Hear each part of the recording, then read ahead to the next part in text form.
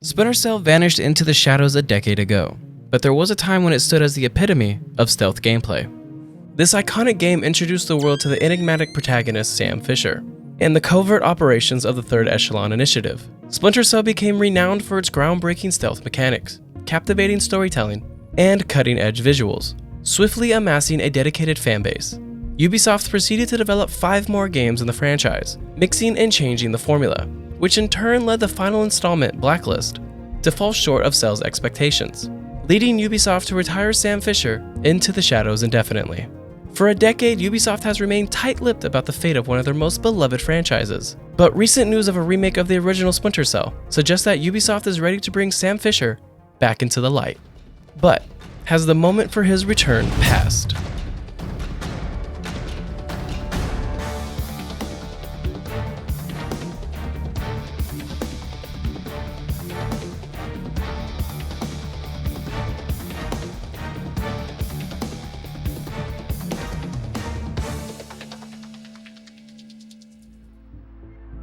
In the late 1990s, Ubisoft Montreal housed a studio of inexperienced developers who aspired to make a name for themselves.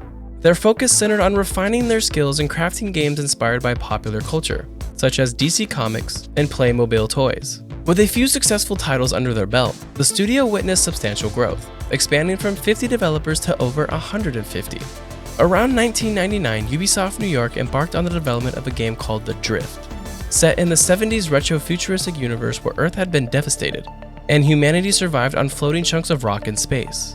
The game boasted several noteworthy features. It incorporated the ability to target 2 enemies simultaneously, featured flying vehicles, showcased intelligent AI with contextual crowd reactions, offered a grappling hook, various vision modes, and the ability to shoot cameras into walls. But the development of the game faced numerous challenges due to the studio's lack of experience in creating large-scale games. With the project faltering, Ubisoft attempted to salvage it by shifting its focus and transforming it into a James Bond game. Unfortunately, this change in approach proved unsuccessful, leading to the game being abandoned and Ubisoft New York's closure.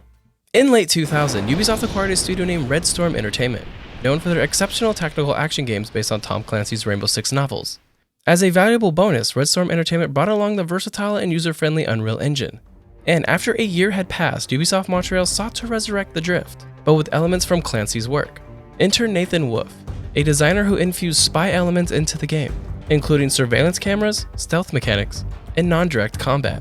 Ubisoft headquarters recognized the immense potential and demanded that it became a Metal Gear Solid 2 killer. Ubisoft Montreal, still new to the gaming scene, faced an almost impossible task of creating a game to rival or even surpass the iconic Metal Gear Solid franchise. Nonetheless, they were determined to give it their all. The first hurdle was deciding whether the game should be an open-world experience like Thief, or a definitive Metal Gear Solid killer. The team was divided on this choice, but after careful consideration, they realized that a more closed approach would be more effective to outshine Metal Gear Solid 2. And to set themselves apart, they aimed to make Splinter Cell a highly realistic and intense stealth experience. The team at Montreal wanted Splinter Cell to evoke a strong sense of tension, and they came up with the concept of forcing players to rely on shadows, drawing inspiration from the Thief franchise. They chose to release the game exclusively on the Xbox platform, and utilized the Unreal Engine obtained from the Red Storm Entertainment deal. This engine provided the necessary power and flexibility to create a dynamic lighting system, ensuring that every object in the game casted realistic shadows. The developers went to great lengths to simulate various lighting effects, from the subtle shine of halogens to the harsh illuminations of a single exposed light bulb in a hallway. And for the first time in gaming, players could shoot out lights to create a concealed environment for themselves, introducing diverse playstyles. The central question that drove the creation of Splinter Cell was, what if the NSA couldn't gather intelligence through conventional means? Would they deploy a Wetworks team or an operative to carry out discrete operations? This question led to the development of the Third Echelon and its operative, Sam Fisher. Montreal designed Fisher as a seasoned veteran, an ex-CIA and ex-Navy SEAL, who joined the top-secret ranks of the NSA. Rejecting the idea of a younger and more lighthearted character, Montreal wanted Sam to embody the intense premise of Splinter Cell. In the initial stages, Sam had complete white hair, which gave him a retired appearance. Eventually, the team settled on black hair with a touch of white on the side. Sam, working on classified assignments for the US government, operated outside international treaties and political agreements. He was created to complete missions without leaving a trace, allowing players to assume the role of a true ghost.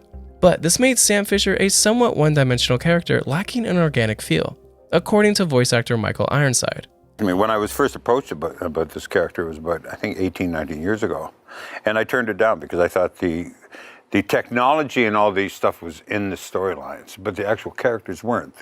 Sam was this very kind of one-line, two-dimensional character, and I kept turning it down. They said, why? And I said, because there's no organics to him. Eventually, Montreal and Ironside reached an agreement, but on the condition that Ironside would assist in crafting Sam Fisher's backstory, as Montreal themselves did not initially grasp the need for a morally and ethically grounded narrative. Ironside drew inspiration from a mercenary he encountered at a Ukrainian wedding in the 1970s, noting the man's emptiness and search for something to fill his loneliness. This experience became the foundation for Sam's backstory, family, motivations, and principles. Sam Fisher evolved into a character whom players could relate, reflecting their sense of isolation, loss, and mistrust of authority. With this new backstory, Sam Fisher became more than a straightforward killer. Ironside and Montreal crafted a witty and sarcastic personality for Sam, evident through his jokes during interrogations. That wasn't the deal I made with the woman on the phone. Listen, do I come to your job and tell you how to murder civilians? What? No. So don't come to my job and tell me how to do mine. Or interactions with his boss. I think we need to talk about that raise again. 25 cents an hour and not a penny more. Although he followed orders, Sam still possessed his own morals and respected his enemies, sometimes even saving them whenever possible. To establish a recognizable visual identity akin to Solid Snake's iconic headband in MGS, Montreal decided on Sam Fisher's iconic 3-dot night vision goggles. The green glow illuminating from the darkness would become synonymous with Sam Fisher and Splinter Cell. Taking it a step further, Montreal added an accompanying sound effect to enhance the experience. The sound effect came late into the development process, but its importance became evident when the team realized the need for a more iconic audio cue. The sound possesses a military tone, aligning with the game's realistic and modern feel. With Sam Fisher established, the team needed a compelling mission for him. Sam's task was to investigate the disappearance of 2 CIA agents, which eventually revealed a dangerous plot orchestrated by a terrorist group called the Georgian Information Crisis. The GIC aimed to provoke a war between China and the United States through cyber attacks and bombings. Sam's globe-trotting mission, typical of Clancy's style, took him to countries like Georgia, Poland, Myanmar, and even an oil rig on Azerbaijan. After successfully defeating this threat, Sam officially became the Splinter Cell. Montreal prioritized stylized gameplay and animations, opting to create every animation manually from scratch. Real SWAT tactics inspired elements such as rappelling, while movies served as an inspiration for action moves like rolling human shield maneuvers and split jumps. The team paid meticulous attention to Sam's movement, including walking, jogging, and sneaking. They even focused on weight cycles during sneaking to create the impression that Sam was attempting to make the least possible sound. Animators added subtle details such as Sam holding his gun against his side to prevent accidental noise. Sam's animations allowed him to convey emotions and make facial expressions, achieved through the inclusion of 10 bones in his face. The dynamic lighting system would have been incomplete without proper level design, a critical aspect for the success of Splinter Cell. Montreal aimed to create an immersive and realistic world, filling levels with interactive objects and as many items as possible. Players could shoot out PCs, cans, and even the now famous interactive fish tanks. Shooting the tank would lower the water level at the bullet's entry point, and subsequent shots would continue to decrease the water level. Montreal also implemented a soft physics system to ensure that non-solid objects like curtains and flags would realistically move when touched or walked through, further enhancing the game's realism. Each level was designed to intensify the sense of danger, pushing players closer to enemies. Splinter Cell's enemies were programmed to react to Sam's actions, including gunfire, noise, bodies left behind, and even his shadow. If a guard caught a glimpse of Sam's shadow, curiosity would lead to an investigation. Discovery would trigger chaos as guards drew their weapons, sounded alarms, and alerted nearby guards. That's one alarm too many. The mission's over.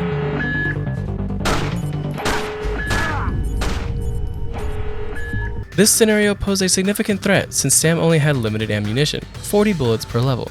Engaging in a shootout would leave him ill-equipped to disable cameras later on. To mitigate the need for bullets, players could rely on stealth takedowns and interrogation holds. Given the game's small maps and emphasis on darkness, Montreal introduced a freely rotating camera, enabling players to swing at 360 degrees around Sam to see around corners. This feature proved invaluable, especially considering that the game had no HUD, and aimed to provide a more unrestricted experience than the Metal Gear Solid series. E3 2002 marked a pivotal moment for Ubisoft Montreal, as they awaited players' reactions to Splinter Cell. To captivate the audience, they focused on showcasing the game's more visually stunning aspects, the graphics, hoping that this would lead players to explore the game's other remarkable features. Their strategy paid off, as the reception to Splinter Cell was overwhelmingly positive. Montreal's demonstration featured Sam Fisher skillfully eliminating enemies in the shadows using various techniques. They highlighted Sam's gadgets like the sticky camera and the sticky shocker. The game's soft object animations were prominently displayed. Splinter Cell's presentation at E3 2002 confirmed that Ubisoft Montreal was on the right track, winning the Game Critics' Best Action Adventure Game at the event and thrusting the studio into the spotlight for the first time. Splinter Cell launched in November of 2002 with the tagline "Stealth Action Redefined" prominently displayed on the cover, directly challenging the dominance of the Metal Gear Solid series. It became an instant success in the flagship series for Ubisoft Montreal. The game garnered praise for its impressive lighting effects and evolution of the third-person stealth gameplay, accumulating 1.1 million pre-orders and selling 480,000 copies worldwide by the end of 2002. By 2006, the game had sold 4.5 million copies worldwide. Splinter Cell received multiple accolades, including the Game Developer's Choice Award for Excellence in Writing, IGN's Xbox Game of the Year, and Xbox Best Graphics. With the game's substantial success, Ubisoft Montreal prepared for the inevitable demand for a prequel from eager fans. Despite Ubisoft Montreal's readiness to develop Splinter Cell 2, the task was instead given to Ubisoft Shanghai, the studio responsible for the ports of the first game on the PlayStation and GameCube. This decision disappointed Montreal, but Shanghai aimed to improve on every aspect of the original game, with their project codenamed Shadow Strike. Notable improvements included enhanced graphics with impressive lighting and darkness effects, as well as an upgrade to water and natural environments, resulting in a more believable world. Shanghai also introduced a greater emphasis on player choice, offering multiple paths for each mission, rather than a single predetermined route. Sam Fisher gained new abilities such as whistling to attract enemies' attention, and the option to open doors while carrying a body. The stealth meter now blinked to indicate if a hidden body was fully concealed. Pandora Tomorrow also introduced the SWAT turn, allowing Sam to move undetected through narrow gaps. Several significant changes were made in Pandora Tomorrow, including the use of dedicated health stations instead of health items in the inventory. The lockpick and the optic cable became selectable options from the drop-down menu, and Sam's pistol now featured a laser sight. Climbing and dismounting from pipes were streamlined with automatic animations, eliminating the guesswork from the first game. Shanghai did make some interesting choices though, including replacing the voice actors for Lambert and Grims with Don Jordan and Claudia Besso, for reasons unknown. The NPC dialogue underwent changes during early development, with Syrian and French NPCs initially having thicker accents, but ultimately being replaced with clearly spoken American accents, likely due to concerns about understanding them during development. Additionally, a CGI art render depicting Sam climbing and sliding down a cloth didn't make it into the final game. The game files did suggest the presence of a GPS as an equipable item, and included references to unused weapons such as the A91 assault rifle and a UMP. In Pandora Tomorrow, Sam's mission revolved around investigating a stolen deadly biological weapon known as the smallpox N virus. The terrorist group Dera Dandona, led by Suhadi Sidono, planned to unleash the virus on American soil to force the US government to withdraw its military presence in Southeast Asia. This led Sam across the world, traveling to Indonesian jungles and Paris subway systems to thwart their plans. One of the most significant and beloved additions by Shanghai was the introduction of Spies vs. Mercs. Although not a massive success initially, it laid the foundation for Chaos Theory to take the multiplayer experience to the next level. Spies vs. Mercs pitted stealth-oriented spies against assault-focused mercenaries, belonging to the factions of the ShadowNet and Argus, respectively. The game featured 3 modes: neutralization, sabotage, and extraction, where players tested their abilities against each other. Pandora Tomorrow released in March of 2004 to critical acclaim, achieving a 93 Metacritic score. By the end of the month, it had sold 1.7 million copies, reaching a total of 2.7 million units by June and 2.8 million by September. The game was viewed as an extension of the first installment, rather than a complete sequel. While the storyline received praise for its cohesiveness compared to the original, the gameplay faced criticism for being trial and error based, with missions feeling rigid and scripted. The multiplayer mode was highly praised for its innovation, complexity, and creativity, with Shanghai recognized for successfully integrating 2 distinct games into one outstanding package. With another successful release, Ubisoft moved forward with the development of the next game in the series, Chaos Theory.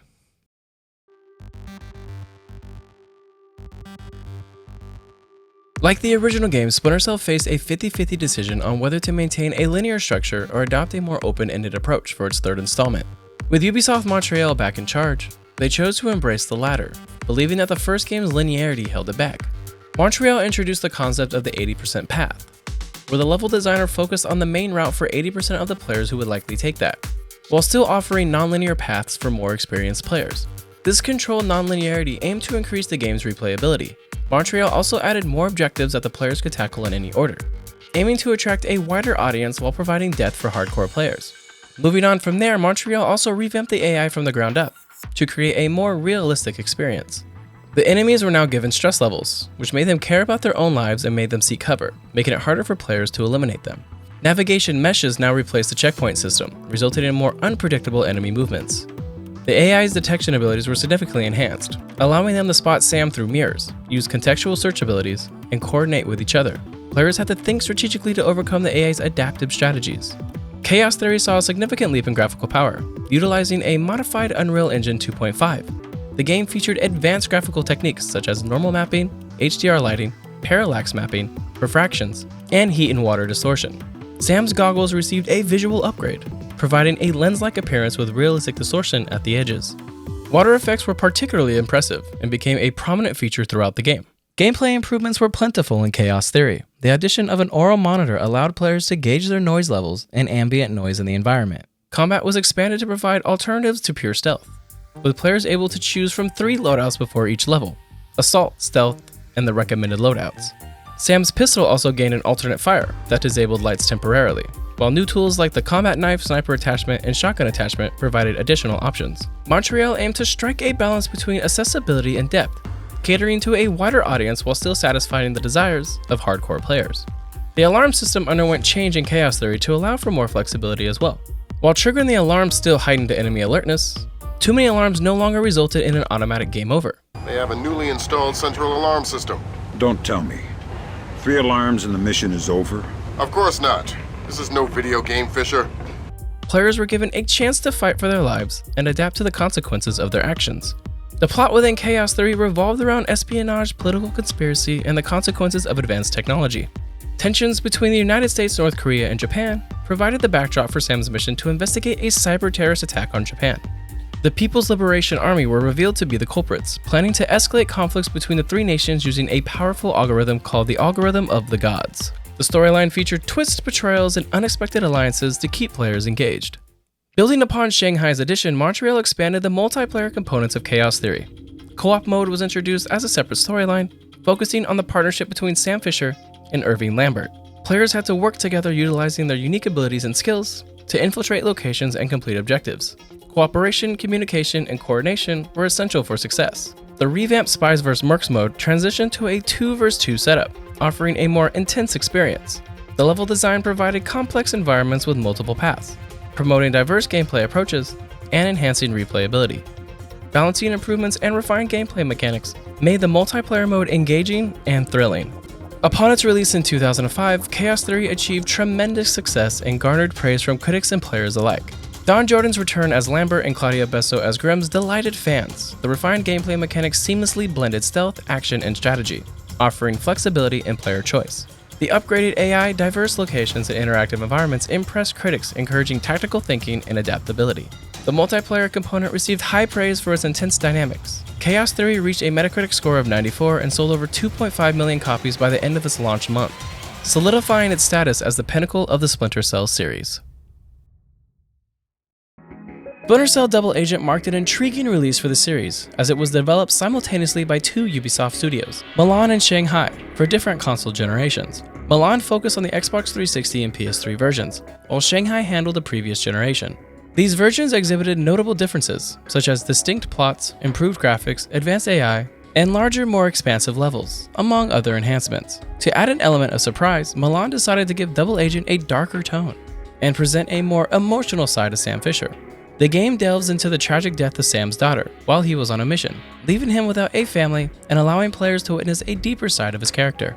Julian Garidi, co-producer of the Xbox 360 version, explained, "Sam Fisher has always led a dark life, so for us, it's not a question of spinning the franchise on its head to give it an edge.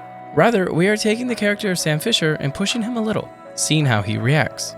Sam is going through a very rough time and entering a dangerous world, but Sam is still Sam." The inspiration behind Double Agent came from the film Internal Affairs, which convinced the developers at Milan that the ultimate form of espionage was an undercover mission. As the title suggests, Double Agent revolves around Sam becoming an undercover agent working for both the NSA and a terrorist organization.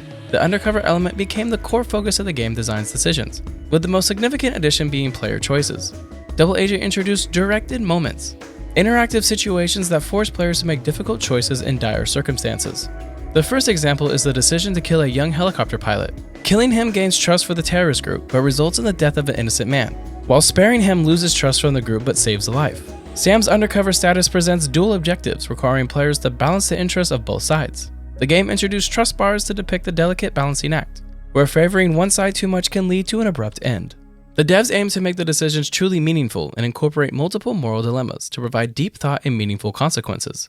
As Julian said, these are tough choices, and as a result, consequences are not as simple as good or bad. They have a dramatic impact on the course of the story, and major characters can live or die based on your decisions. Milan also made an effort to provide a meaningful story in Double Agent, moving away from the random mission structure of previous games. They wanted players to understand the purpose behind their actions, believing that the previous games have been lacking in that regard. As Julian stated, the last thing we wanted to do though was bore people's socks off with geopolitical intrigue over 2 continents, you know?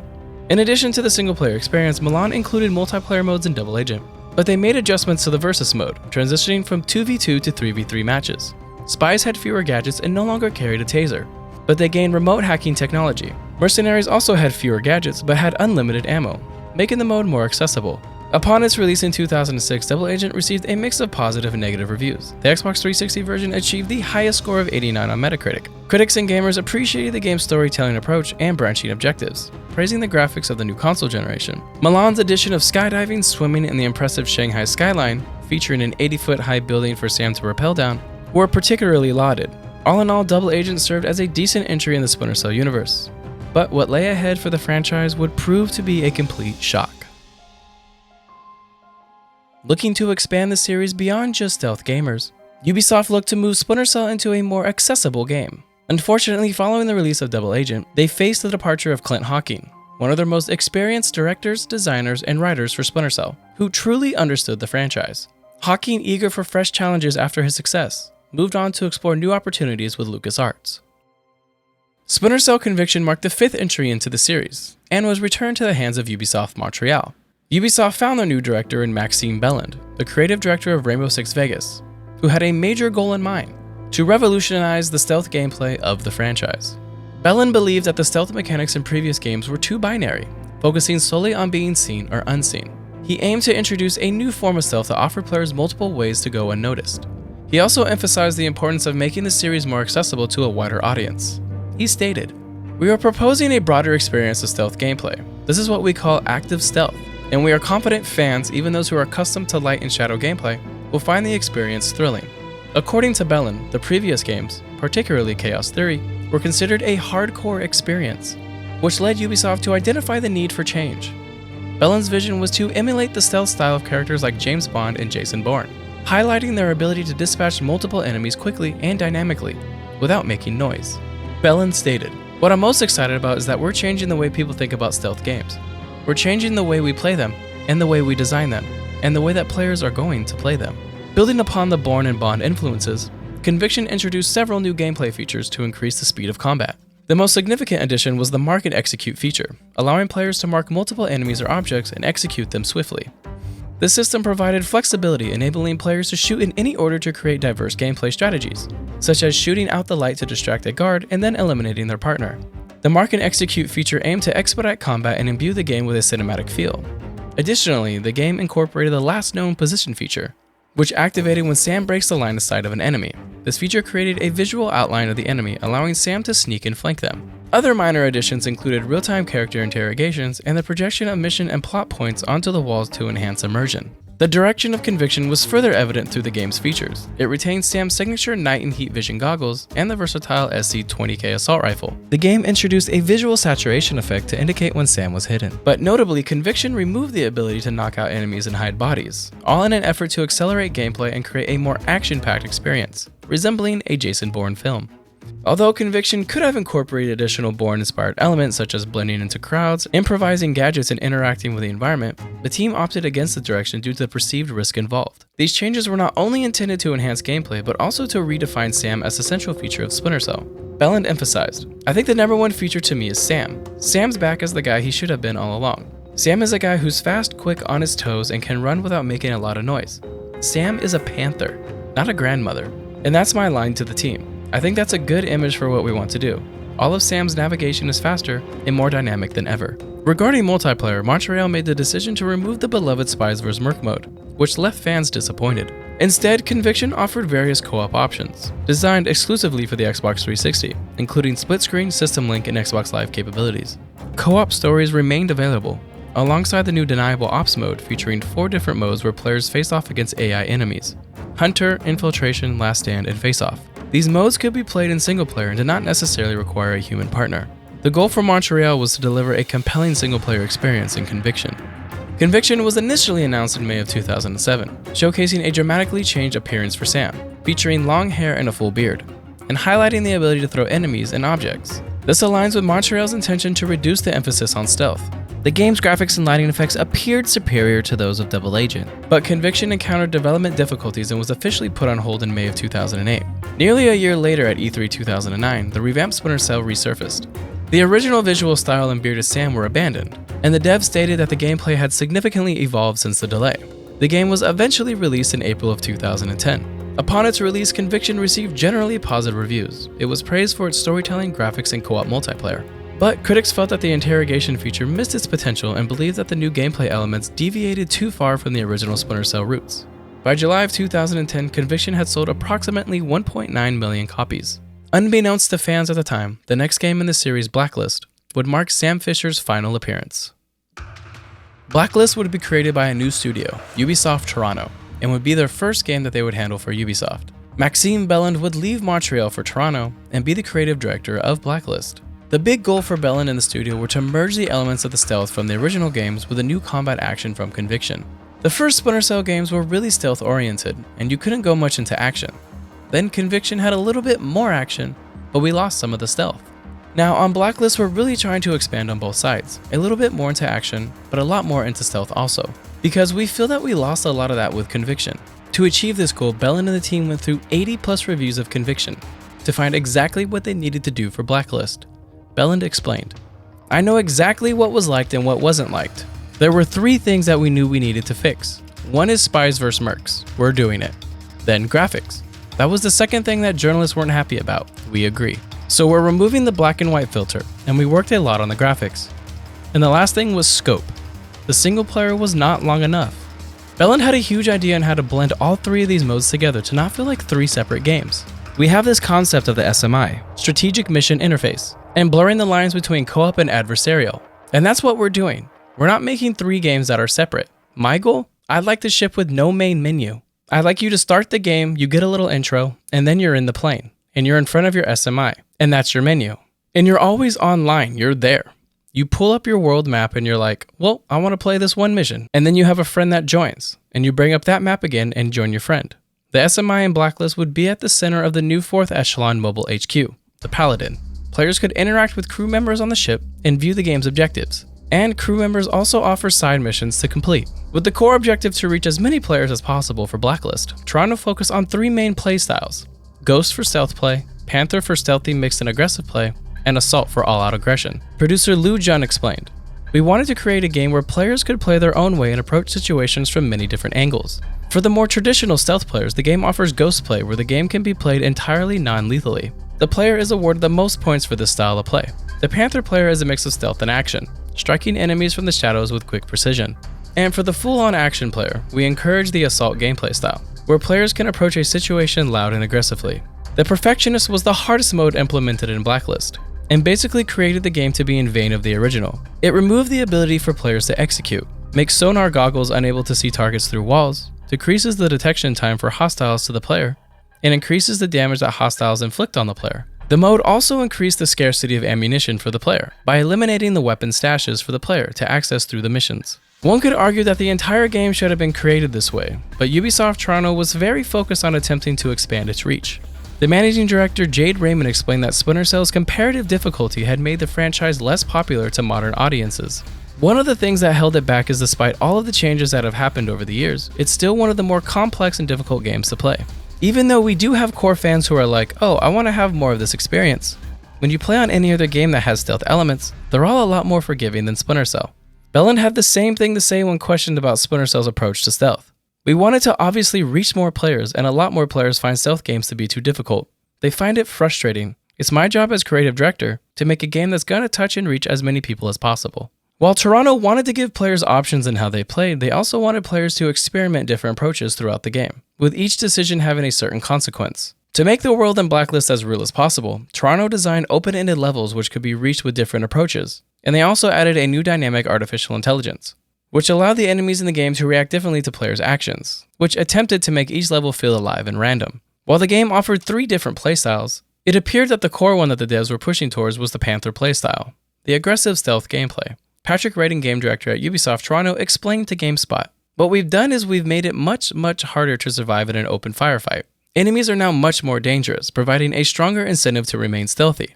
The hope is that you will develop a Panther style of play, picking off individual enemies while skirting around the threat of detection. The fluidity of Sam's movements has been improved to encourage this Panther style. We really want it to feel like Sam is always multiple steps ahead of the enemy, which helps make the player feel more elite. When things go wrong and you save the day, and you then disappear into the darkness leaving nothing but a trail of bodies in your wake, that for us is the game at its most fun. In our perfect world, we hope that everyone has a chance to pull that off." Amplifying the need for Sam to be more fluid in his movements, Toronto made the decision to upgrade their killing and motion animation, which worked in at 3 levels. The first one is active sprint. You run, you sprint, and you automatically jump over stuff. If there's a door, you bash the door. If there's something to climb, you climb automatically. We're making traversing the environment super easy. Then, if you're moving and you press Y to execute, Sam keeps his momentum, keeps the direction that you've got. And the last thing is hand-to-hand takedowns in motion. So instead of stopping to do a hand-to-hand kill, Sam slices through the guy. This new addition was also added to make it easier for newer players to pick up the game and begin playing. We really feel like anyone could pick up and play Splinter Cell Blacklist and enjoy all the gameplay elements to its fullest, Bellin explained. With a host of new additions, there was one important part that Blacklist wouldn't have: Michael Ironside. He was replaced with actor Eric Johnson. Ubisoft Toronto explained that they were concerned with Ironside's age and using the new motion capture technology. Now, whether this explanation was decided by the studio or Ironside himself is up for debate. But the truth came out years after the release of Blacklist by Ironside himself, stating that he had to leave the project because he was diagnosed with cancer. Well, I don't know if you guys want to talk about this or not, but I got cancer and I thought I was actually going to die. And I had a 60-65 chance of not making it. I had prostate and bowel cancer and some others. I tried to walk away and put it in good hands and just walk away. The last Splinter Cell game was released in August of 2013. It received generally positive reviews, with critics enjoying the different gameplay styles and the story. The return of Spies vs. Mercs also made a welcome comeback, but was criticized for being less innovative. Blacklist was also fairly criticized for moving too far away from what made Splinter Cell, Splinter Cell. Gone were the days of stealth action redefined. Ubisoft was anticipating selling 5 million copies, but the game would end up not meeting those expectations and only sold 2 million copies worldwide by November. Ubisoft had chosen not to provide fans with clear updates or their plans for the franchise, opting instead to incorporate Sam Fisher into other games. In 2017, he made a cameo appearance in Ghost Recon Wildlands as part of a special mission update. Then in 2020, Sam Fisher became an available operative with the codename Zero in Rainbow Six Siege. And more recently, he resurfaced in Ghost Recon Breakpoint. A glimmer of hope does shine for the Splinter Cell series, as Ubisoft announced in December of 2021 that a Splinter Cell remake is in progress. The announcement video and statements from Ubisoft Toronto developers conveyed a strong connection to the original series, emphasizing the remake would be heavily influenced by its predecessors. Matt West from Ubisoft Toronto confirmed that the remake would retain the classic game's linear style gameplay, rejecting an open world approach. We're going to update it visually as well as some design elements to match players' comfort and expectations, and we're going to keep it linear like the original games. Furthermore, the developers expressed their intention to reintroduce the small claustrophobic maps that made the first Splinter Cell game exceptional. West emphasized that there was a heavy importance on the dense gameplay and capturing the essence of the original games. The developers showcased their enthusiasm for utilizing cutting-edge technology in the remake, particularly the Snowdrop engine previously employed in the Division franchise. They aim to incorporate advanced lighting techniques such as ray trace global illumination, which enables realistic light transfer between different objects and materials. They also seek to leverage improved AI processing power to create unique enemy archetypes and employ the latest animation technology to bring Sam to life like never before. While the overall sentiment is positive, some fans may feel a slight concern as the developers mention the inclusion of new innovative technology and ideas, potentially incorporating features and elements from past titles. The specific features being referenced remain unknown, but there is reassurance that Sam Fisher, the beloved character, would be preserved. West explained that they aim to straddle the line between the spirit of the old games and the comfort of the new, aiming to excite and surprise new players, while providing returning players with a sense of release and familiarity. In the current landscape, the reception of Sam Fisher remains uncertain. True stealth games have taken a backseat to games as a service, which prioritizes ongoing content updates, microtransactions, and multiplayer interaction. While this model has proven successful for many developers and publishers, including Ubisoft itself, it has created a challenging experience for a standalone single-player experience like Splinter Cell. Publishers' focus on profitability above all else has resulted in neglect towards the demanding and intricate gameplay mechanics that defined earlier Splinter Cell games, such as atmospheric stealth gameplay and complex level designs. However, recent games like Hitman 3 and Elden Ring have demonstrated that there is still a demand for challenging single-player experiences. Ubisoft now has the opportunity to reclaim the spotlight and re-establish Splinter Cell and Sam Fisher as the epitome of challenging and immersive gameplay. They can once again showcase what stealth action redefined truly means. Just as Sam Fisher operates in the darkness, so does the vampire anti-hero Kane. If you enjoyed this video, I invite you to watch this breakdown of the rise and fall of Legacy of Kain.